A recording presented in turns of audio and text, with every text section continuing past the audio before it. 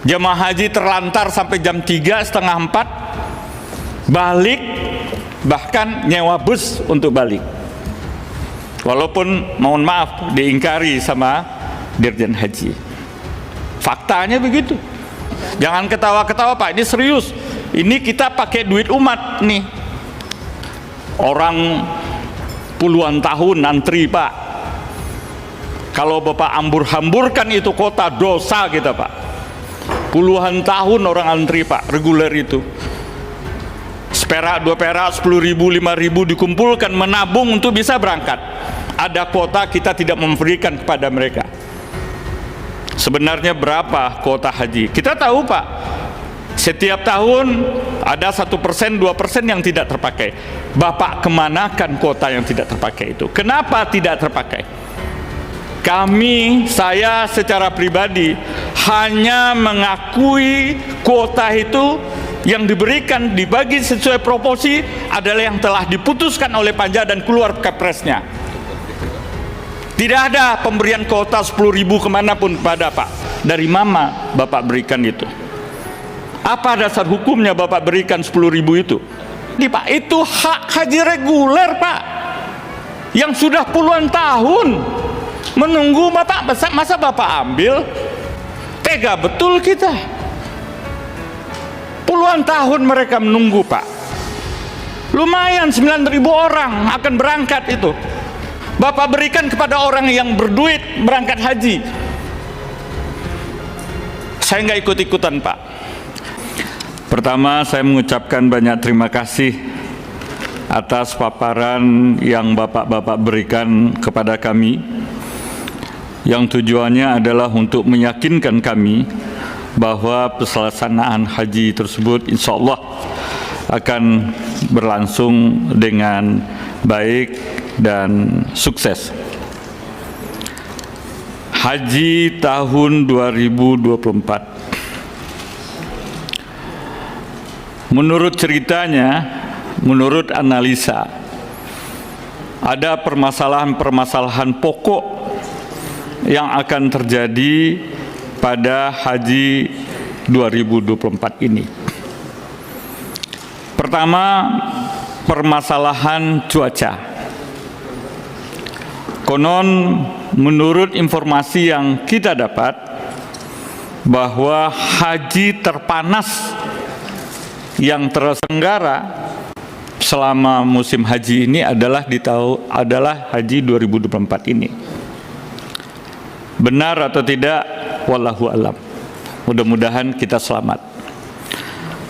Untuk itu tentu kami berharap kepada pemerintah sebagai penyelenggara haji dapat mengantisipasi cuaca panas ini. Ya, dapat mengantisipasi cuaca panas ini. Yang kedua, saya alhamdulillah diberi berkah, udah 3 tahun berturut-turut naik haji dari DPR. Punya pengalaman dari tahun ke tahun. Haji di tahun 2023 bagi saya secara pribadi adalah pengalaman buruk. Banyak permasalahan-permasalahan haji ketika pelaksanaan haji di tahun 2024 adalah menurut hemat saya kurang baik atau buruk. Pertama Pak, adalah tentang tenda. Tenda itu seluruh tenda dari provinsi manapun over capacity. Kenapa over capacity? Pertama, ada orang yang tidak berhak ada di tenda itu. Misalnya, katakanlah tenda Sumatera Barat. Ketika rombongan haji Sumatera Barat nyampe di tenda itu, rupanya sudah ada orang lain yang ada di tenda itu. Bagaimana Bapak untuk mengantisipasi ini? Konon menurut informasi, bukan informasi, jumlah jemaah haji yang akan ada di Tanah Suci di tahun 2024 ini jauh lebih banyak meningkat dibandingkan di tahun 2022, khususnya yang ilegal. Kita ketahui bahwa Arab Saudi mengeluarkan visa 3 bulan sekarang. Visa umroh yang sudah naik 15 hari, 20 hari menjelang keberangkatan, embung dia balik. Kagok Pak, mending di dia lah, mumpung haji cenah. 90 hari. Itu masalah Pak. Bagaimana pemerintah menghadapi permasalahan itu? Dan banyak juga visa-visa non haji yang berangkat haji, ya seperti yang saya katakan tadi itu Pak.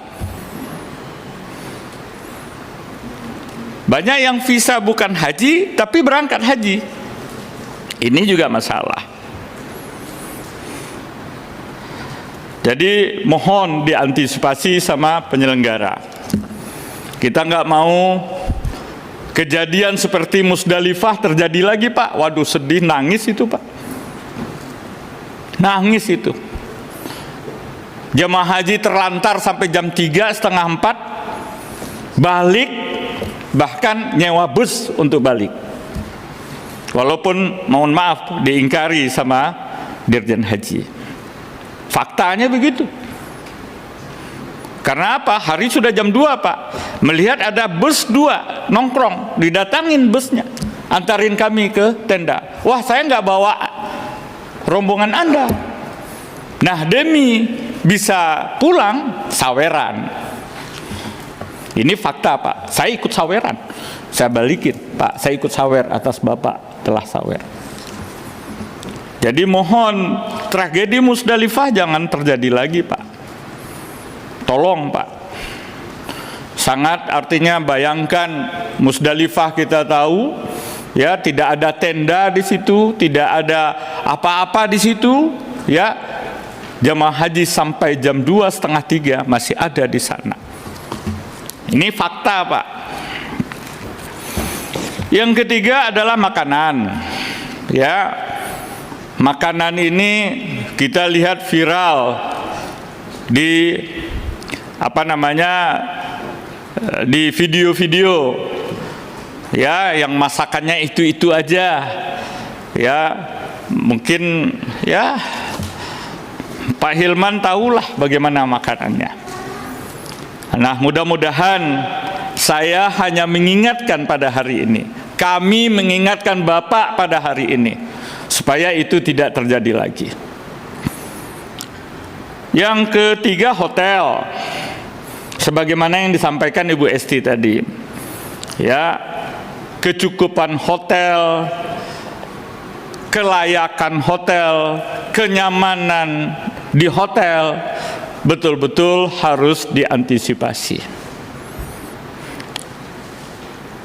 Yang seterusnya bis sholawat Pak. Bis sholawat itu Bapak mengeluarkan dana yang begitu besar, tapi tidak termanfaat secara optimal.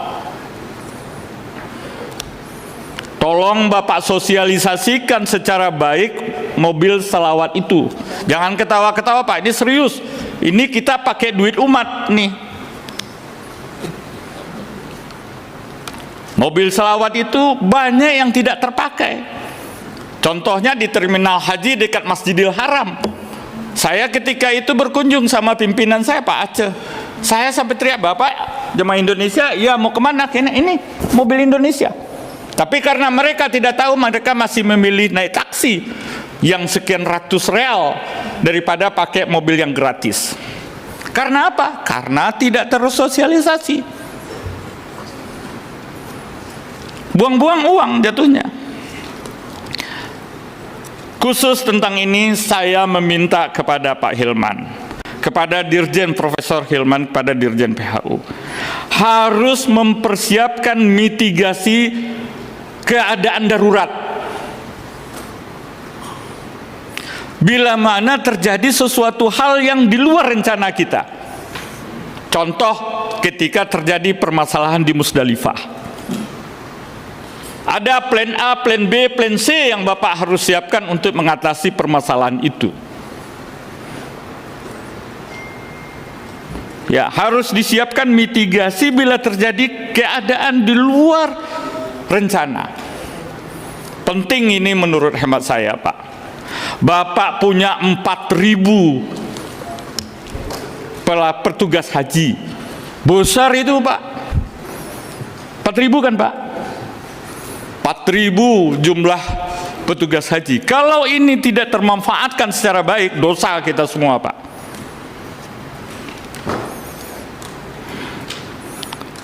Terakhir Pak Hilman, saya membaca laporan Bapak di halaman 2. Jumlah kuotanya Haji Plus itu 27.680.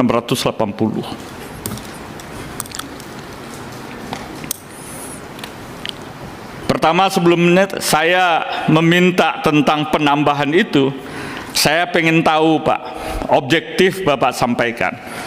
Jujur tolong disampaikan kepada kami. Berapa sih kuota haji reguler yang terpakai sesungguhnya? Orang puluhan tahun antri Pak. Kalau Bapak hambur-hamburkan itu kuota, dosa kita Pak. Puluhan tahun orang antri Pak, reguler itu. Seperak, 2 perak, 10.000, 5.000 dikumpulkan, menabung untuk bisa berangkat. Ada kuota, kita tidak memberikan kepada mereka. Sebenarnya berapa kuota haji? Kita tahu Pak, setiap tahun ada 1%, 2% yang tidak terpakai. Bapak kemanakan kuota yang tidak terpakai itu? Kenapa tidak terpakai? Kita ada tambahan kuota lagi 20.000. Berarti 241.000 jumlah kuota kita.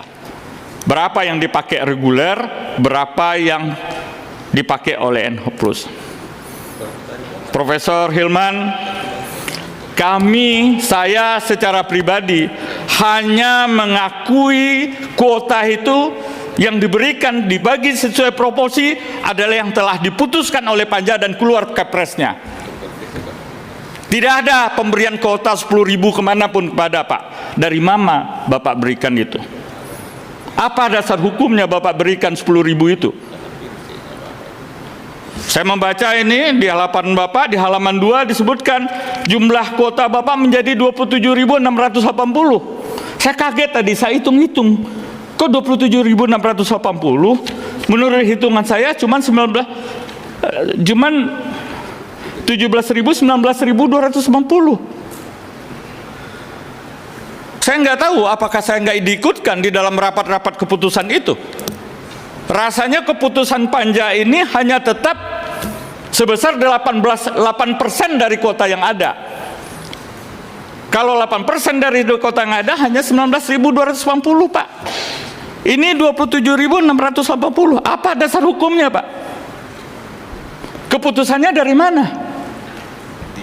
Terus terang Pak, saya nggak ikut serta itu. Ilegal itu 27.680. Dari mana aturannya? Kalau kita bertolak kepada aturan yang ada, 8% ya cuma 19.280. Itu yang saya katakan tadi Pak, itu hak haji reguler Pak, yang sudah puluhan tahun menunggu Bapak. Masa Bapak ambil? Tega betul kita. Puluhan tahun mereka menunggu Pak.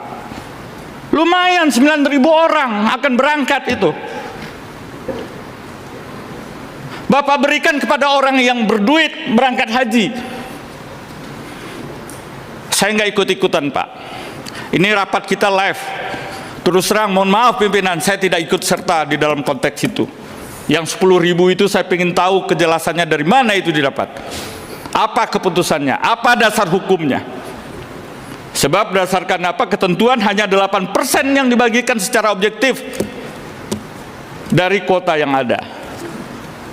Saya ingin betul klarifikasi dari Bapak tentang itu. Sekali lagi, saya secara pribadi dan Partai Golkar hanya mengikuti apa yang telah diputuskan oleh Panja dan telah keluar Kepresnya terhadap Panja itu. Di luar ketentuan itu saya enggak ikut serta. Makasih, mohon maaf atas bila mana penyampaian dan perbuatan saya tidak berkenan. Hasbunallah wa ni'mal wakil, ni'mal maula wa ni'man nasir, la haula wa la quwata illa billahil aliyyil azim. Assalamualaikum warahmatullahi wabarakatuh.